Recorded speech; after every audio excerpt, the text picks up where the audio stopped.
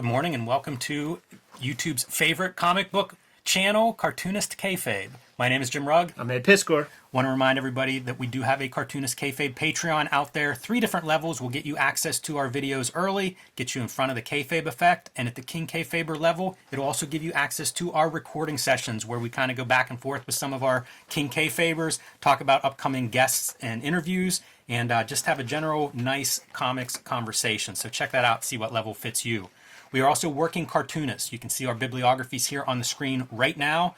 My next book, Street Angel Princess of Poverty, is available for pre-order from Image Comics. This collects all of the Street Angel comics that are not included in Deadliest Girl Alive, also from Image. So pick up both books. You'll have a complete collection of Street Angel comics. Hulk Grand Design and The Plain Janes also available right now wherever you buy books. Ed has a big year coming up, starting with Hip Hop Family Tree, the Omnibus, available now for pre-orders, collecting all of the Hip Hop Family Tree comics, along with 140 extra pages in a beautiful oversized hardcover edition. Pre-order that now, get a little bit of a discount off of the cover price. Red Room Season 3 Crypto Killers will be starting up very soon. Pre-orders are open for this. You see the main #1 issue cover there. There are some variants coming out. I am doing a cover based on Rob Liefeld's Youngblood. Peach Momoko adds her unique flair. Ed's second cover, and a blank sketch cover for all the sickos out there who want to add to the blood pool around Red Room. There's also X-Men Grand Design, 3 volumes in an omnibus. Hip Hop Family Tree available in treasury size editions in a box set, and WYSIWYG. So pick up those books if you haven't already added them to your shelf. All right, Ed, so we are here today.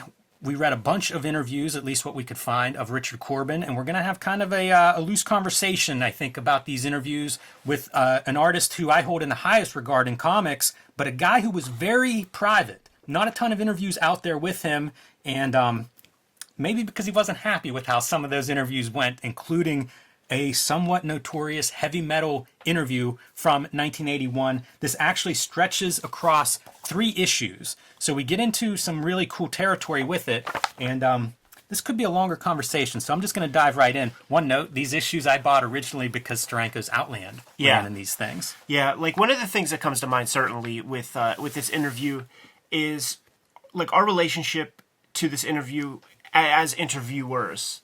And it really makes me respect the opportunity that we have with the people who give us their time to capture some stuff on the record. I don't know about you. I feel a tremendous amount of pressure on myself. I almost never sleep the night before we record because I just want to do right by the person we talk to. I want to get great stuff on the record. I think we should do this part last. Not first? We're kind of setting the stage for it. Okay, Because I don't know that we need to go through this point by point. But after the interview ran, this is the following issue. Richard Corben wrote a letter in and said, please run this letter without changing it, because he was unhappy with the interview. And I was shaking my head when you're saying about feeling the pressure whenever we talk to these people. I was shaking my head in agreement. Yes, I know exactly what you're talking about. And you know, we'll point out some of that as we go through the interview. Yeah. But that's what Richard Corben is talking about here, is unhappiness with how this interview is conducted and how it is then transcribed. So he points out certain specific issues of like, this is wrong, this is wrong. Yeah, like let's cover that at the end, because we have 2 interviews in this thing, and you get the same basic general information out of him in both, pretty much, man. It's 2 different points in time. This is 81. The other one might be like 92 or something. So it's different points in his career. He's 40 years old here. But it's the extraction process and stuff that is just, it's disrespectful. Richard Corben's wife's chest comes into the conversation. I can't believe that. Yeah, like that dude should have got fucking punched in the mouth. From, that would have been violent. Yeah, like it doesn't look right on the page. No, it doesn't. And I think that's a lot of what Corben is saying is like, dude, we were joking, and then like I don't know this Brad Balfour. I know that he's credited as a contributing editor to this. I seen some stuff online. I popped his name in. He said expert interviewer or something is something that I came up, and he must have become an expert after this because Says that he interviews rock stars around this time period, like Corben refers to that in his rebuttal letter.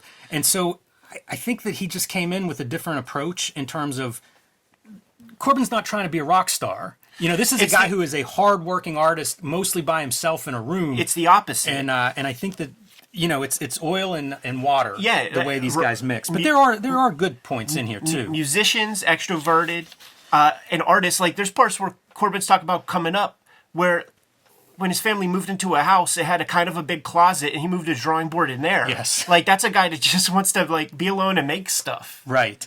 First thing that I flag is this guy said that his stuff, not the interviewer, but from a different magazine review, that his comics were obsessed by sex, death, and violence.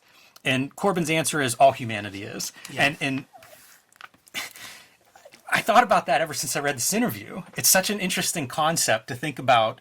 Those are like the big themes in life. Theme comes up in here. Some of these interviews that we've been doing or process things, watching the Alan Moore masterclass, we've done, 1,200 videos. And I feel like the idea of theme is something I never think about, except that it comes up again and again in these last several interviews and things that we've looked at. And it does make me think about, like, should I be thinking that way? Should I be conscious of that stuff? Because it does come up in here several times. Yeah, all the big guys will say, you make your work, and then a theme emerges.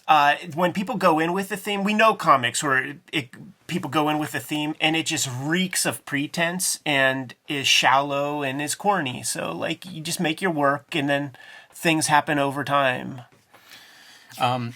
Talks about, like the work is like your work is weird. And they talk a lot about the exaggeration in his work, both the interviewer with questions, but also Corben in sort of describing his techniques. Like if there's something different about a character, if their nose is long, it's going to be super long. And it kind of goes back to the idea of the way men and women are depicted, right? Super muscles, big sex organs.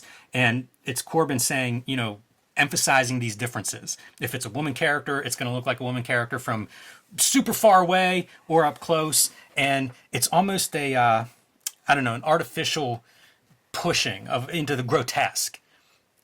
And the interviewer pushes Corben artificially into suggestions of like homoeroticism and shit, where they spend whole lines about the homoeroticness of and the potential latent homosexuality of Richard Corben. It's really offensive stuff. I think that Corben invited this guy to his home. Like I think that's in the letter that Corben shows, and the guy saw Corben's wife.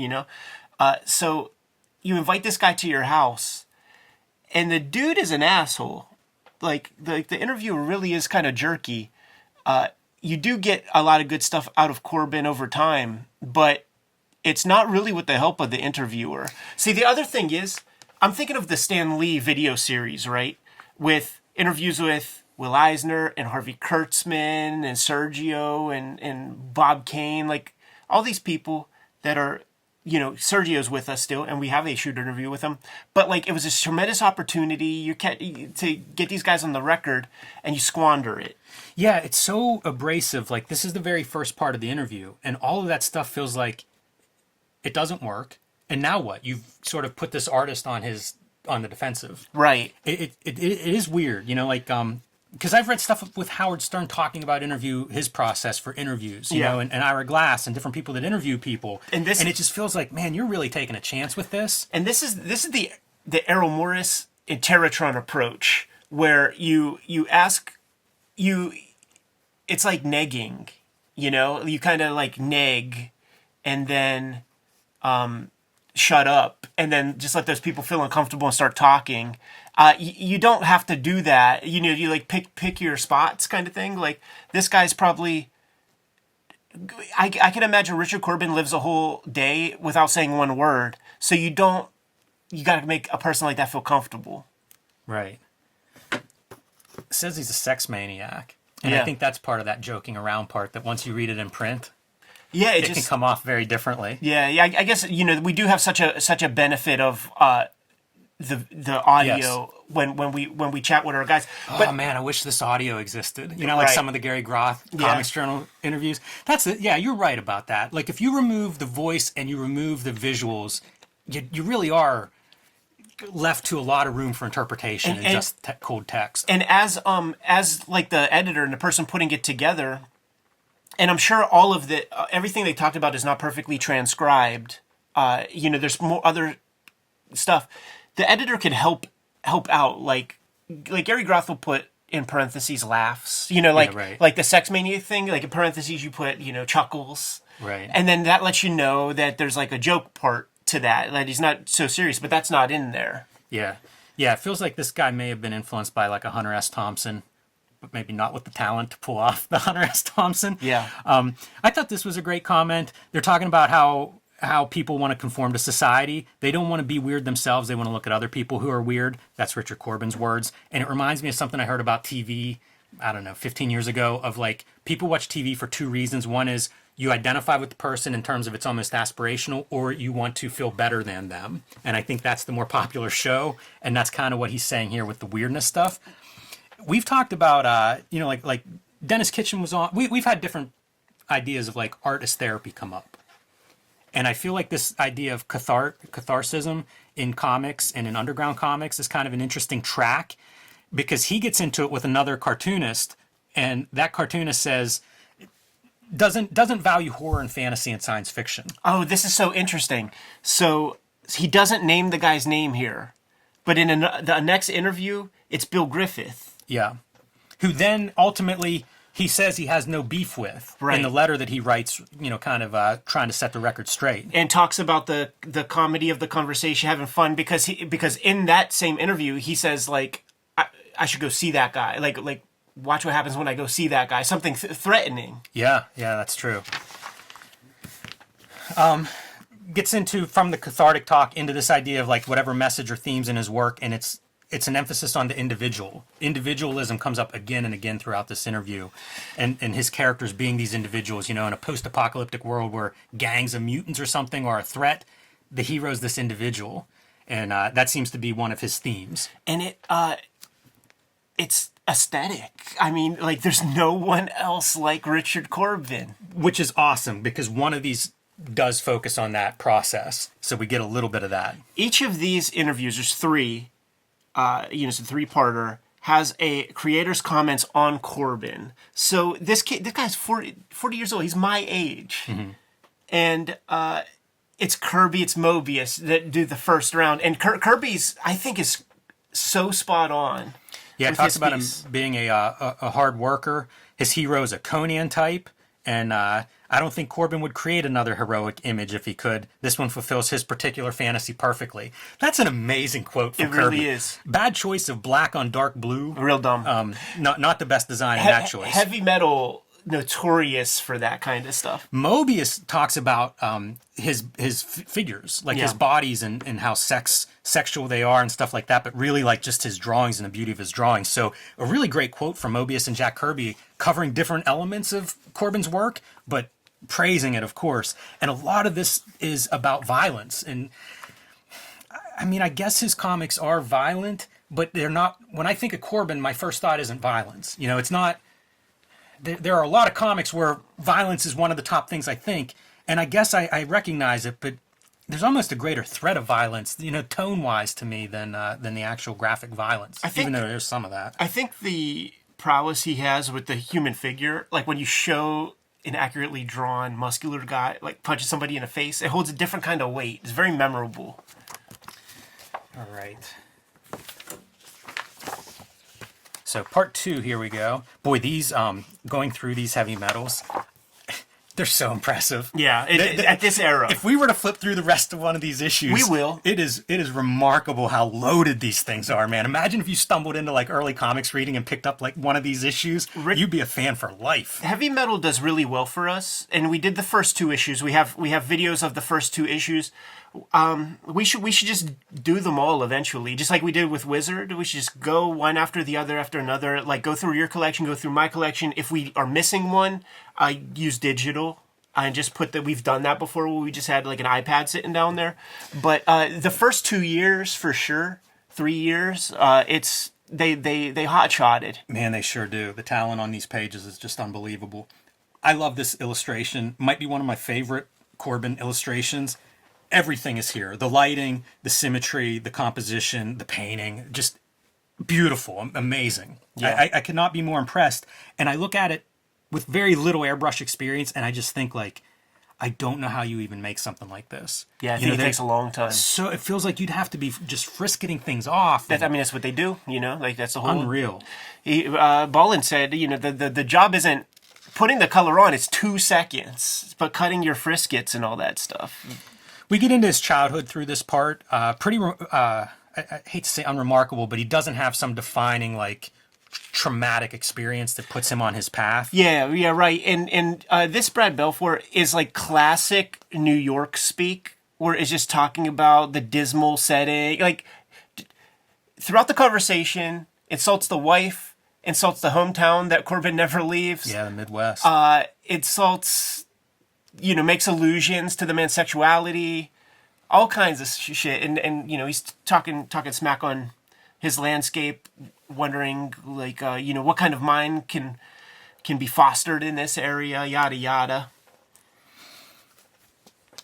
Talks a little bit about, like, having that art ability, but not really knowing, like, what do you do with that? You know, ended up working for, like, an industrial film production company for 9 years. And even gets into, because he's around 40 at this time, and I don't know if it's this installment or not, but he kind of reflects on, he feels like he wasted some time by being there for 9 years. Maybe should have stayed there for 5 years. He is working with Warren and Underground simultaneously. So they cover this. This is like early foray into actually being published and kind of what his plans were. Self-published some stuff and said that messed up on pricing. Yeah. That was a big problem. He said if they sold out the entire print run, the cover price was wrong. It wouldn't have made money. Right. So you can see there's certain business stuff in here. Like at one point he says, you know, like the business thing is no friendships. You're in business. It's not friendship. And he hits that a couple of times. So it's kind of interesting to see his take of comics business because he does own so much of his work, but there's a couple things he doesn't own. Like Bloodstar is one of those that he doesn't have rights to. And he's very clear about that. You know, it feels like there were some bumps along the way as he realized what was important and valuable and to protect this stuff. Yeah.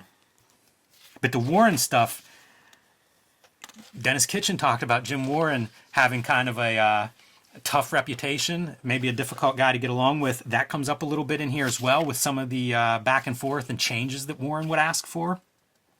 Very interesting to think of a guy, again, of Corben's talent and the struggle to get that work out there. You know, you had to work with someone like Jim Warren who wasn't necessarily a good guy to work with. Yeah. Or you were working with Undergrounds and that dries up. Like it was a tough road, man, in the 70s. Like, what are you going to do if you're a rich, world-class artist, but the distribution mechanisms, the publishing mechanisms that are available are so limited compared to what we have today? Yeah, I think it's well illustrated in the Klaus conversation that we put up where he was talking about heavy metal being a vector, like a possible place where he could put stuff where that's maybe a semi-adjacent to the work that he wanted to do. But like that was part of the job of an independent cartoonist of that kind of dark age of like the undergrounds and the post-underground was like, you got to kind of manipulate your work and find your own platforms or your own piece of real estate. You know, Jules Pfeiffer had a regular strip in The Village Voice that he held on to with a death grip for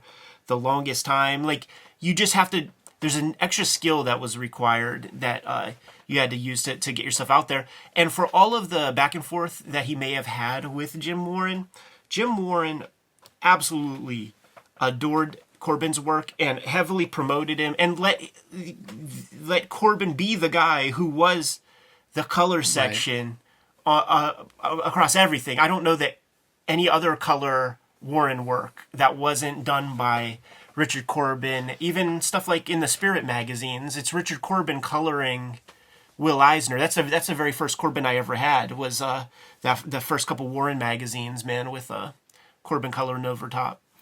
He says that the Undergrounds were just bootlegged in Europe. Yeah. And that's how his work found European publishers, which, of course, he flourishes in Europe. Yes. So, interesting how that works. You know, like... A lot of shenanigans back in the day, man. A lot of shenanigans. And now. Yeah. The shenanigans always. When he hooked up with the French, it was almost self-preservation. Because, like, now that you have a liaison over there, now you can task them with kind of putting a kibosh on some nonsense. Yeah, you know what? This is that part too that I was mentioning, like very limited options. So these guys, Von Baudet, right? Like he hooks up with Von Baudet at a convention, and it turns out they're both fans of each other's work. So that's kind of cool. But he says like they would talk about several occasions where what we needed as a creative cartoonist was a magazine with slick paper, reproduction quality, and fair pay rates. Right here. And it didn't exist at the time. Yeah. And then he finds Metal Hurlant in France. Right. See, here's the part. Like, there was another underground cartoonist attacked him, imprint, blah, blah, blah. And it was about the sci-fi fantasy stuff. And this is where you get, like, the Bill Griffith. The most apparent reason is that he's jealous of my talent and popularity. Attacked on the grounds that cartoonists who did horror science fiction, stories in general, blah, blah, blah. So, that's... All of this makes sense, because, like, Bill Griffith and Spiegelman with like, Arcade Magazine, that's, like, the more highfalutin dudes. And Corben and Von Baudet, who aren't shy about drawing spaceships and leaning into the pulp. Like, they all got into comics like with the same materials, that they had access to, and some guys lean more toward genre, and the other guys lean more toward Dada or whatever you want to call Zippy the Pinhead. Yeah, talks a lot, like mentions cinematic quality in this sequence, but movies are another one of the big influences that come up again and again, and we'll get more into that in part 3. Comments here from Harlan Ellison and Jim Steinman, and same kind of thing, sexual richness. Ellison says it was as if Rich had been born to illustrate my stories about the world of the Rover Packs and Down Unders. The Meatloaf cover, which he says they needed it in like a week. Like he basically did one and sent it in, and it was like with the deadlines, this is it. Yeah. Becomes a very iconic thing. I always wondered about that. It's kind of amazing to me that the way that comes about, where it's just like somebody was a fan and you didn't even have time to really work with Corben. It was just like, here it is. I bet you that was $20,000. Yeah. Because, like, in our lifetime, an album cover was about 10. And the music biz was way better back then. It might have been $50,000. It could have been gigantic money. It's very funny, too, to see that and think of Meatloaf. Yeah, because like, it can only happen without, like in that kind of deadline crunch. Right. You know what I mean? I don't think anybody would art direct that for Meatloaf. But right. I don't know. What do I know? And you mentioned the undergrounds. To me, like, it's remarkable that he can do this work, but then he can do this stuff, and it feels like that's right at home in the undergrounds. Like the mark making. Yeah. It just feels exactly like it fits in there. He would try stuff too. Like, I got a Fantagor real close, where he'll do like airbrush, black and white, and it's too muddy. It doesn't work, but you don't know until you see it in print. So then he will do the pen style and maybe use some zips and stuff like that once he realizes, oh, this airbrush stuff isn't working for, the shitty newsprint and whatever else. Now this one is fucking sexy to me. This is the one. That den. Yeah. Seeing the sculptures and stuff. This is amazing. Because it looks like his drawing. That is not an illustration. That's Play-Doh. And they talk about, this is a clay model. They get into things of like actually photographing this stuff. He uses photo illustration in some of his story experiments. And he mentions that, like how important the technical experimentation is, not just like with stories, but also in the art stuff. And I think that's how you get a guy whose art doesn't look like anybody else's. It was a value that he had and worked towards exploiting that. And in order to do that, you need a lot of time. So you can't be playing around. You can't take your wife out on a date once a week even. You need that much time to like work on your stuff. And you gotta just kind of have the balls, man, to woodshed and practice and kind of do away with the affectations of what we know comics to be. Like that, I mean, that's a mutant world face, like we can recognize some of this shit. Yeah, he says there's a certain bodily proportion, the emphasis on limbs, hands, and feet. It's relevant to how I see the figures. The hands are emphasized because to the characters, they're the most important tool. Kind of love that. It's certainly distinct in his art, but it's not something I really thought about too much. Here it is. I try to be inventive in every way, not only in the stories I do, but in the techniques I use. Yeah.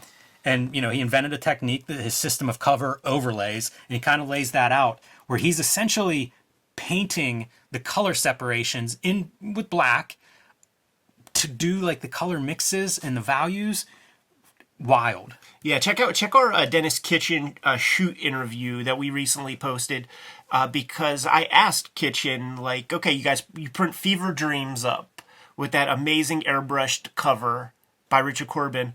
What the hell does he send you?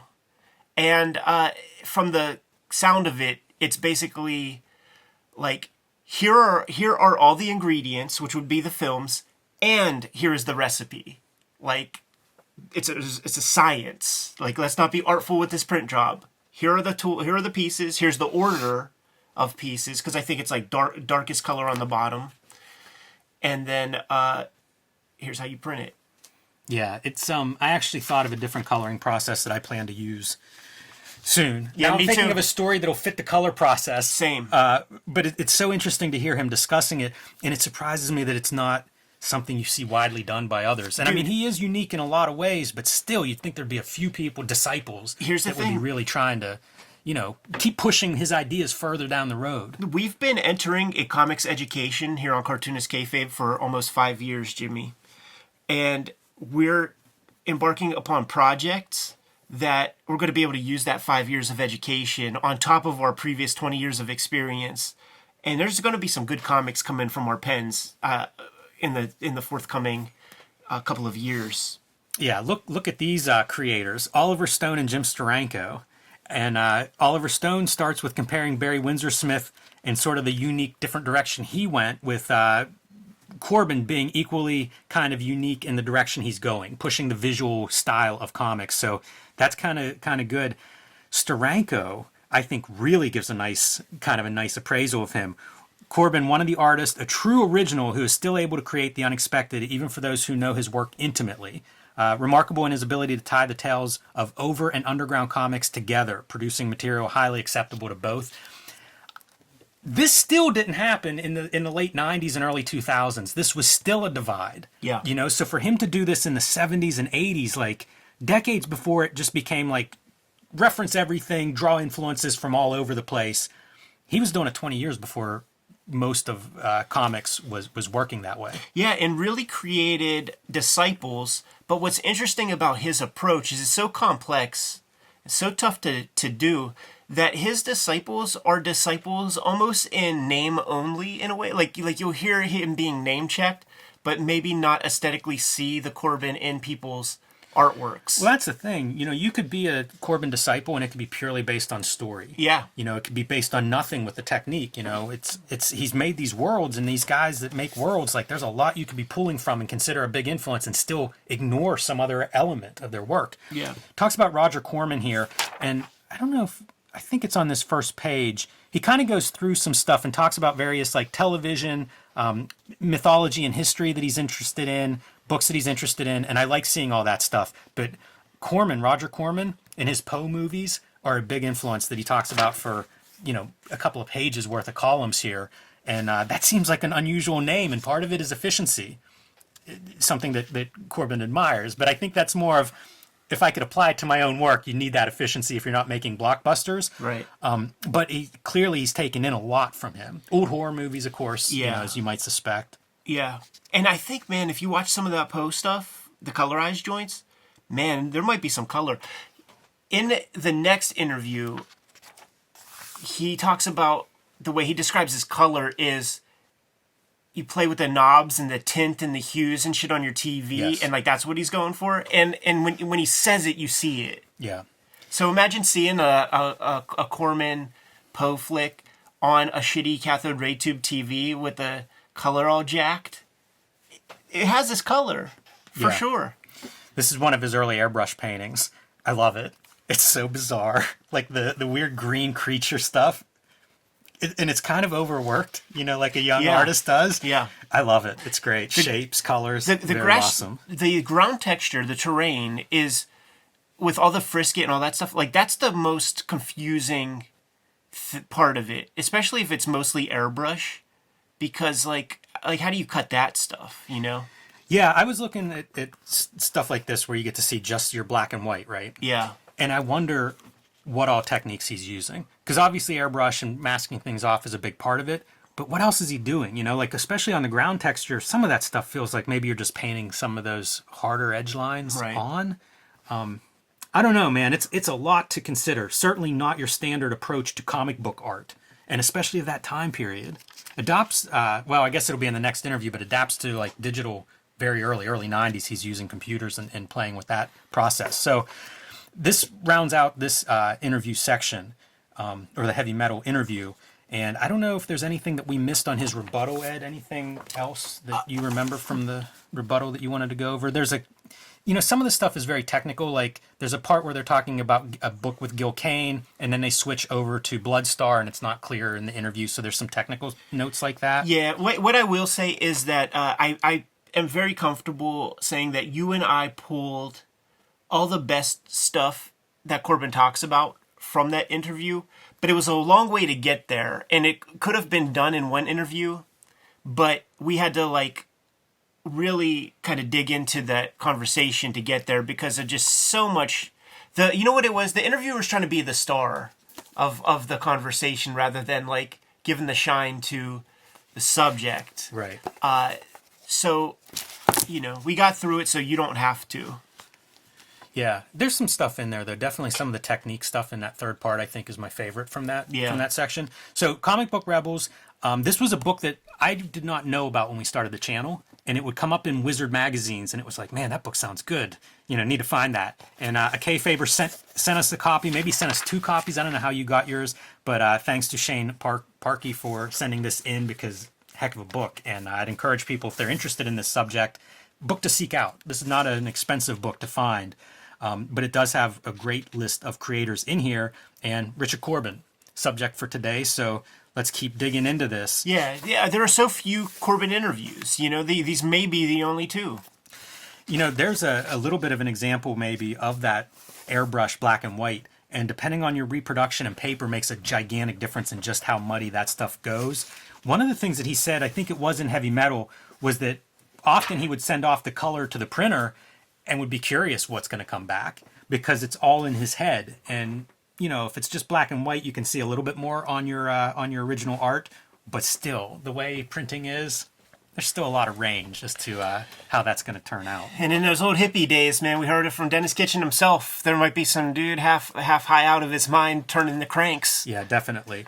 And should note, this is early 90s. So at this point in the 80s, one of the things that he adds is a big self-publishing piece whenever he's going through Fanagore. And we'll look at some of those comics at some point because I've been picking those up as much as I can. And they do full color printing that's beautiful in the mid-80s as well as black and white. And says, the success of the Turtles is part of what led him to that. That and lack of certain opportunities. Business maybe not being great for him in the mid-80s.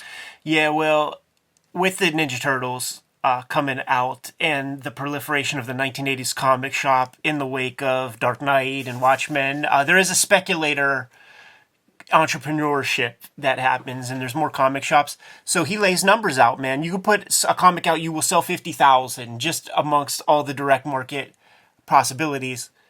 And I know, man, if you sell 50,000 of something, you're going to do all right, especially if it's self-published, because you're not just taking 25% or of that, 20 cents on a dollar. You're taking 10%. You're taking half for profit for yourself. And that's a good number. One of the first guys he pulls out, the interviewer brings up EC Comics, of course, and he says, yeah, definitely. But the next thing he goes to is Jesse Marsh's Tarzan, who at this point, like the Hernandez brothers have sung his praise. There have been a handful of artists that really point him out, even Toth, a fan of Jesse Marsh. Not as much for Russ Manning. He says Russ Manning was maybe a little bit after his time and a little bit too polished. Yeah, like the Marsh, it eludes me so much, man. Like I talk with like Gary Groth and stuff, and I'm just like, I just don't know. I don't know what people see. It's an opposite direction of EC. It's kind of neat that Corben sees both as influence, because I think of EC as excess. Yeah. It is like as much ink as you can put on that page, and Marsh is kind of the opposite, where it's like one line. That's a good conversation to have, because you can enjoy both. Like there are so many comments that come into the channel, and they try to point out like hypocrisy. Yeah. Because it's like suggesting that there should be one line of thinking. Like we had Brian Bolland on, and we're like, oh, that's so cool how like you take this photo ref shot of your face and then you manipulate it, you turn it to the Joker, and then you gave praise to Wendy Peeney, who used no reference for a particular face that you were looking at. It's a cartoon face, and people were like, because the Bolland thing was new. We should talk about this on the weekly next week, because Okay. this has been a topic that has been on my mind a lot. I saw somebody isolate one of our videos, and it was I think it was an artist edition, and we were looking at Walt Simonson Fantastic Four, and I was like, man, I'd read these, you know, eight times a week, twice on Sunday over the John Byrne. But the context is John Byrne's run, it's not bad. It gets a ton of credit. The Simonson run does not get much credit. And so, you know, the context of that statement was, this is a really good Fantastic Four run that people don't talk about. Sure, yeah. So, like, the fact that Corben is pointing out, yeah, you could dig the excess and you could dig the spare, and there's not hypocrisy. It's a wide diet. Yeah. He says he learned lighting from EC Comics, you know, Wally Wood, of course. I feel like Wally Wood taught a generation or two of artist lighting, and Will Eisner. So it's kind of neat to see Eisner's name pop up here. This would have been after he had colored some of the Eisner stuff for That's true. Adaptation. Oh, yeah.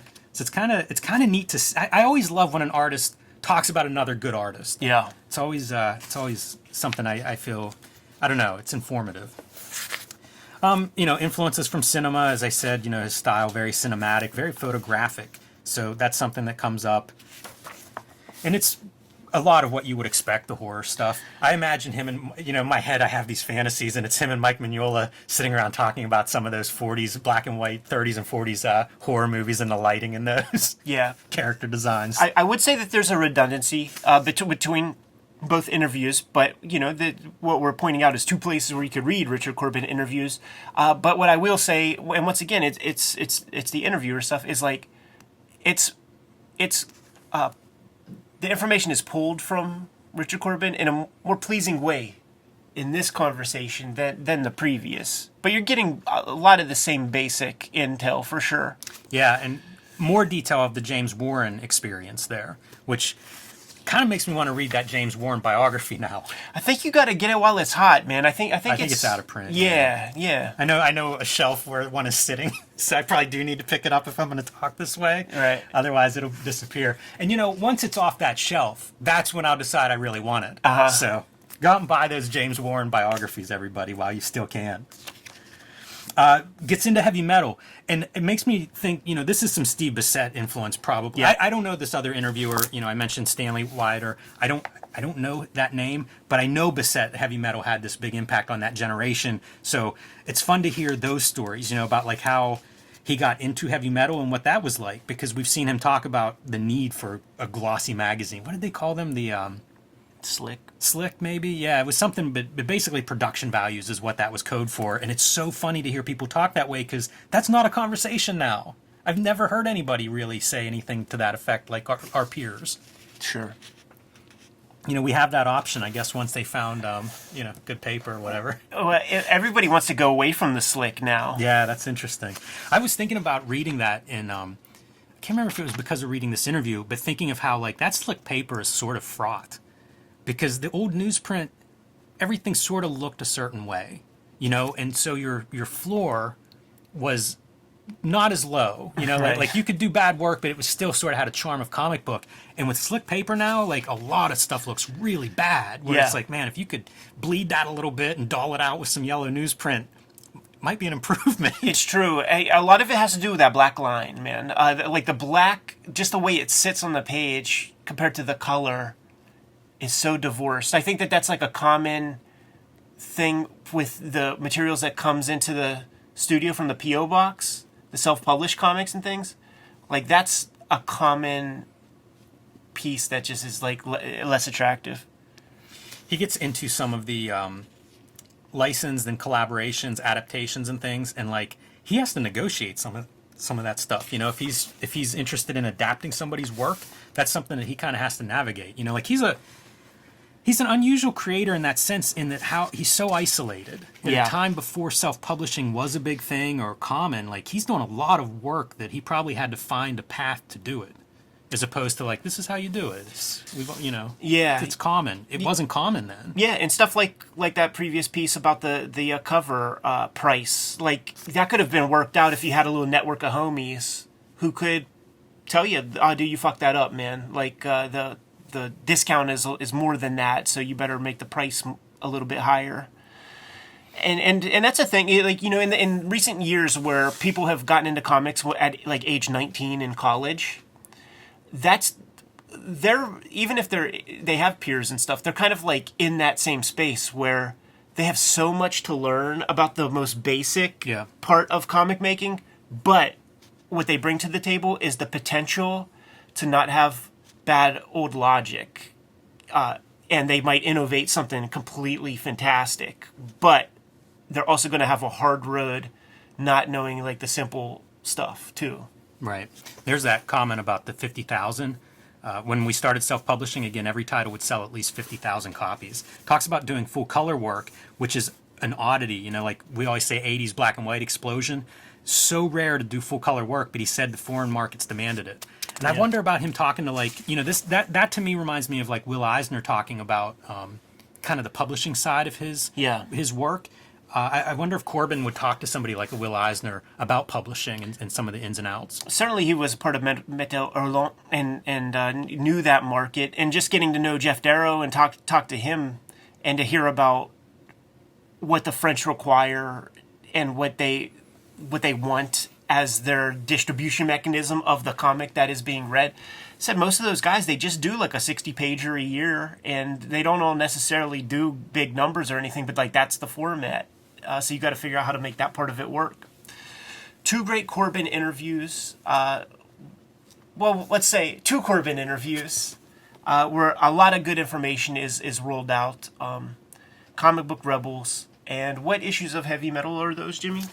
They are June 1981, July, August, and September. So 4 consecutive months from the fall of 1981. And that's the iconic, like, VHS cover image right there, man. Super cool.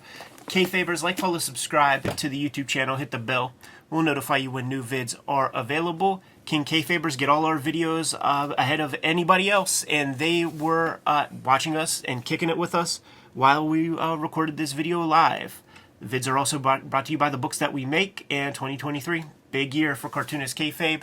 The Hip Hop Family Tree Omnibus is going to be coming out later this year. 504 pages with 140 pages of stuff that is not in the original 4 volumes. So support that book. If you order it early, you're getting a steep discount, man. It's going pretty cheap on Amazon right at the moment. The next round of Red Room is coming out. Red Room Crypto Killers 1. This is the cover to the regular comic that'll be on the racks, but we got 5 flavors, man. We got the Jim Rugg variant, Peach Momoko. I did a variant. There's a sketch cover variant for Red Room Crypto Killers. It's going to be coming out on a monthly basis. Each issue completely self-contained. There are 4 volumes of Hip Hop Family Tree, 3 volumes X-Men Grand Design, currently 2 trade paperbacks of Red Room out there, and hardcover WYSIWYG. Jimmy, what do you have? I have Street Angel, Princess of Poverty, coming out later this spring from Image Comics. You can pre-order that one now wherever you buy comics. It collects 240 pages of all the Street Angel comics that are not in Street Angel, Deadliest Girl Alive, also from Image. These are 2 books that are designed to be a set. It'll complete your Street Angel collection, so add both of those to your collection if you haven't already. Hulk Grand Design is available in fluorescent green, oversized Treasury edition right now wherever books are bought and sold. And the Plain Janes, the first young adult graphic novel, also available still while copies last. You can also join me on patreon.com/JimRugg, where you can see more of my comics and art, download out-of-print zines and minis, and you can see the new comics that I am working on and posting starting in April there. What else do we have going on, Jimmy? Subscribe to the Cartoonist Kayfabe newsletter at the links below this video. You can also find Cartoonist Kayfabe t-shirts, merchandise, hats, mugs, stickers, and more at our spread shop. That link is below this video. Great ways to support the channel. Given those marching orders, we'll be on our way. Make more comics.